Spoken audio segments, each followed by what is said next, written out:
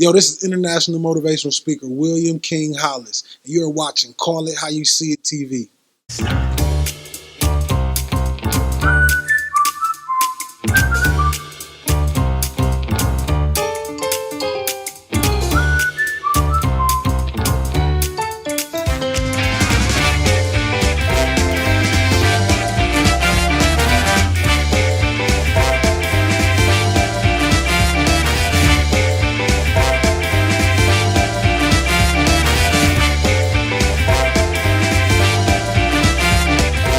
It's Kelly Ufe, and you're now watching Call It How You See It. Thank you for tuning in Call It How You See It TV. It's your host, Kelly Ufe. Today we have one of our special guests. He's a motivational speaker. His name is William King Hollis. How you doing today? How you doing, Quinn? It is an honor to be on your show today. So tell me a little bit about yourself for those who don't know. I'm from a small city in Michigan. I'm in a small city from Michigan, Pontiac to be exact. Grew up. I'm the second oldest of four siblings. Grew up with mother as a heroin addict and father as a drug addict as well. Also in the streets. I grew up like a lot of inner city kids around America. Trying to discover who they are and their purpose, and just having to learn how to dream bigger than their reality. So. I know you've done some motivational speaking in certain countries and cities. Well, what's your favorite place that you visited to do motivational speaking? It had to be in Milan. I made history down there when I opened up Flying Sports fashion line out in Milan, Italy. I actually was the first speaker to ever speak during Milan Fashion Week. So Milan definitely always going to be special to me. I noticed you should call yourself king, call other people king and queen. What does king and queen mean to you? It means royalty. It means, in life sometimes a lot of people tear people down and make them, feel as if they're beneath them, like celebrities and all those big things. I just like to remind people that they're extraordinary and that they're amazing, that they're royalty, and that they mean something to this world. They mean a big part to this world. So, for all the people that ever felt like they were nothing, I just want them to live the rest of their life as kings and queens and know that they're royalty and know that anything that they want from this universe they can obtain because, our Creator already blessed us with it. Besides motivational speaking, what else do you do? I know you do some motivational speaking in the football team. What else do you do? Quinn, I speak for companies. I speak for different commercials. I just did a Yokohama Tires commercial. I do a lot of voiceover work. Honestly, I make a lot of money off just using my voice. It's in the Bible. It say the kingdom is voice activated. So everything I want, everything I dreamed of, from the place I live at, from the life I live, it all comes from my voice. I inspire and motivate people in ways that's never been done before. At what point in your life did you decide that you want to be a motivational speaker and stand in front of people? I never wanted to be a motivational speaker. I just so happened to be at my mother's funeral. My brothers and sisters was too hurt to speak on her behalf. So I stood up and I spoke. So my mother's funeral was my first speech I ever gave in my life. And when I was homeless, a teacher actually asked me to volunteer to speak. And it started just like that. It was almost like it was a calling from God. I've been actually watching you. How close are you to Les Brown? He's a close mentor, a man that gives advice to a young king like myself. And he always approached me not as a child, but as a man and as a businessman. So Les Brown is a mentor that I'm blessed to have, that I can call on the phone if I needed him for advice. But he tells me all the time, well, everything you need is inside of you. So like I said, Les Brown is a great friend of mine. Now, in your motivational speaking, you speak about how you were in the project. Tell me some of the difficulties you had that you came across when you were in the project. Well, crime, selling drugs, addictions throughout your family, generational curses. My grandmother moved from Monroe, Louisiana, as a teenager girl. Raised, she had like probably like 6 or 7 kids, and they all was raised and was taught how to sell drugs, cook drugs, and moving in the street. So I grew up in a house that most people pick their dope up at. So I was born in it. You know what I mean? I think it's something that I'll never glorify, but it's something that made me very mature, and it just made me understand the world and see through people. You know, more than my average age group. So I just grew up. I grew up amongst crime. I grew up in chaos. But like I told you, I've always seen something bigger for my life. You know what I mean? Ever since I was younger, I was always the one that knew that the situation I was in wasn't normal. You know what I mean? And I knew that I could do so much more to change not just my family life, but the world. And I just think I just thank God, man, for his. I thank God for his gifts he gave me and the calling he put over my life. At some point in your life, you were facing trials and errors. You were having suicidal thoughts. How did you overcome that? It went just like this, Queen. I was getting ready to blow my brains out. I had just finished volunteering, speaking to 5 young men.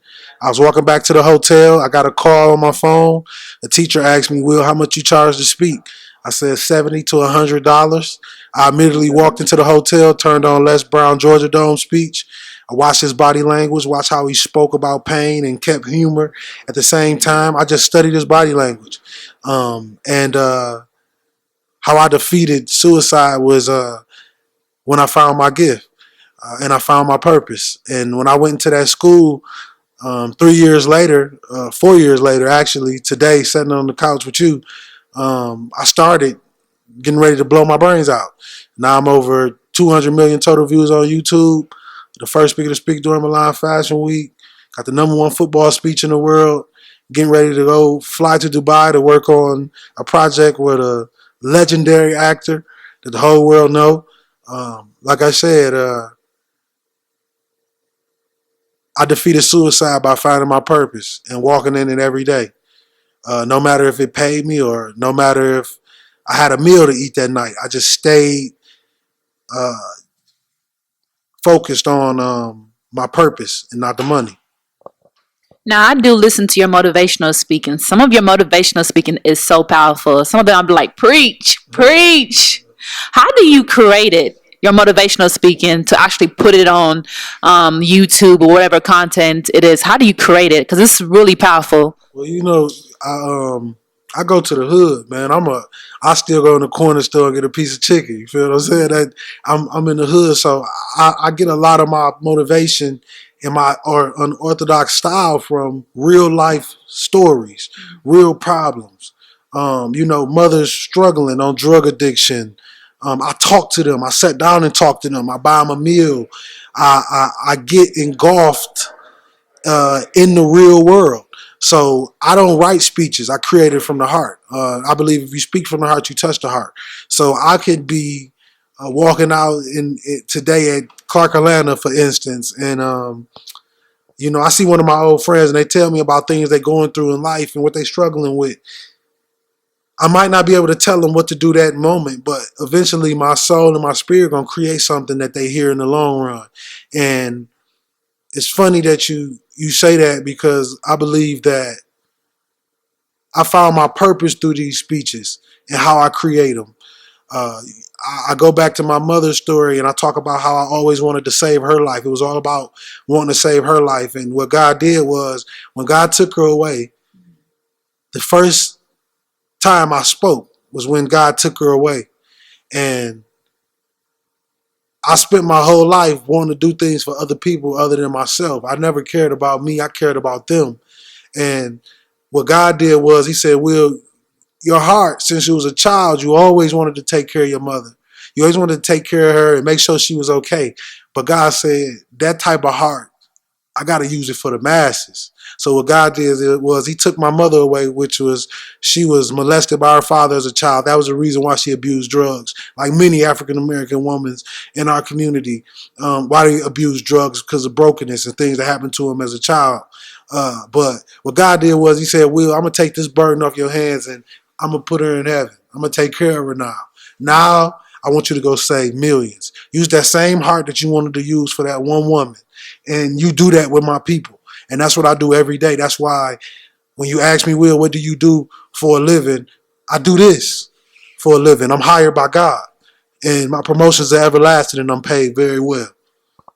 Do you see yourself as a legend, not just in America, in other countries? Do you see yourself becoming like the world legend of the most top, powerful, motivational speaker in the world?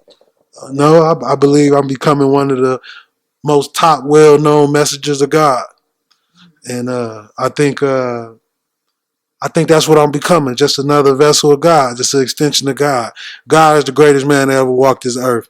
I'm just an extension of Him. And what I do every day and how I wake up and how I conduct myself, and I'm 30 years old. I just turned 30 October 4th. You know, I'm very young in this industry. But I just thank God that he opened my eyes and made me realize who was in control, and that's Him. So I see myself as one of the, probably we one of the greatest messengers of God of all time. Do you also see yourself actually touching not only the younger generation, but celebrities as well, doing motivational speaking to them because they also have problems. People have problems in higher powers. They all have problems. Do you see yourself doing motivational speaking and actually touching them too as well? Well, I'm gonna tell you this: motivation. What I do, Queen, is it's a different level. It's not. It's this ain't. You know, it don't nobody care about how much money you got or what you. We don't care about none of that. It's about that pain that you don't know how to handle, and I know how to get to it. I'm a special ed student from Pontiac, Michigan. Couldn't read till I was 16. But I speak to doctors and I speak to lawyers. I speak to everybody around this world.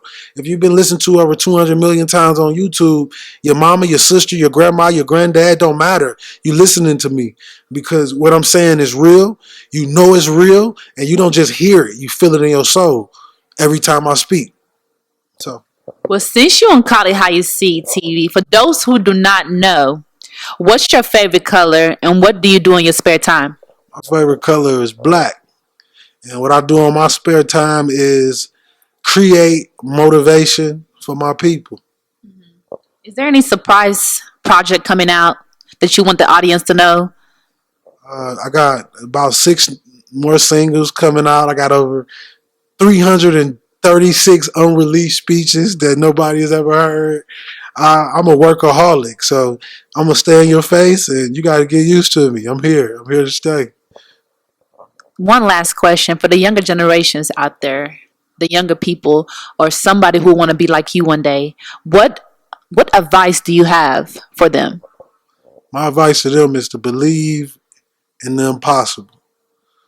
Believe when you're in that dark hole and it seems like you'll never see light and you'll never ever make it. Believe that you're enough.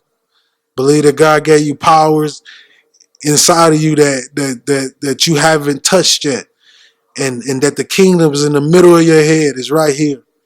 Everything you want, everything you dream of is already there for you. You just got to speak it and tell the universe to give me mine.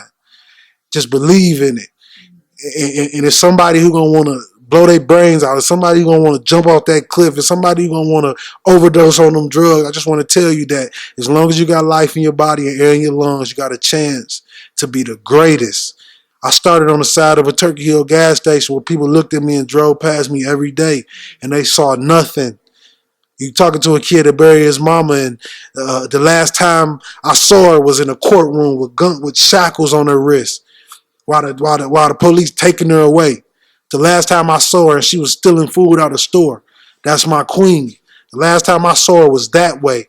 And the next time I saw her was putting her in the grave.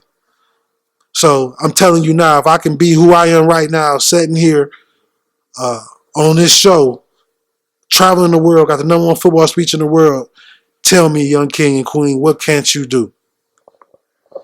Your story is very powerful. Do you plan on actually creating a book?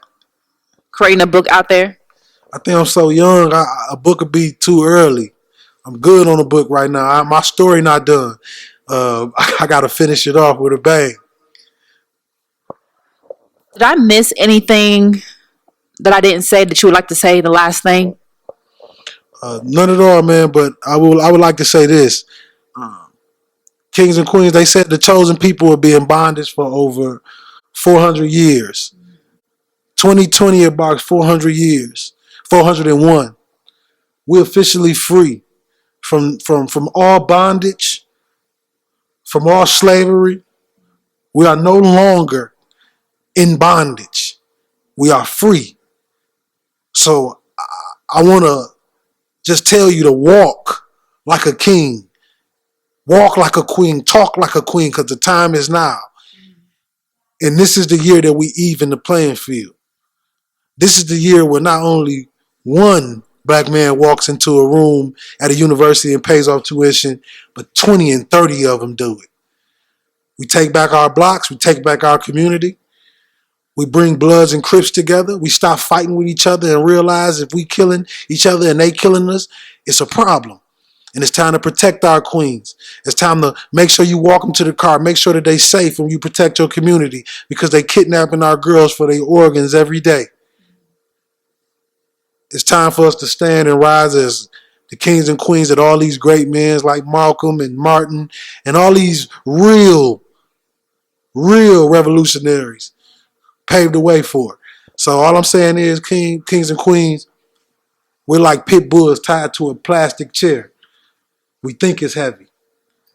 Such a powerful message from a young motivational speaker. Thank you for tuning in. Stay tuned for our next special guest. See, Bye-bye. motivation is only a reminder of the greatness that already lies inside of you. This means you gotta work. This means you have to run when they sleep. To stay updated with Kali How You See It, like, subscribe, or click the link below.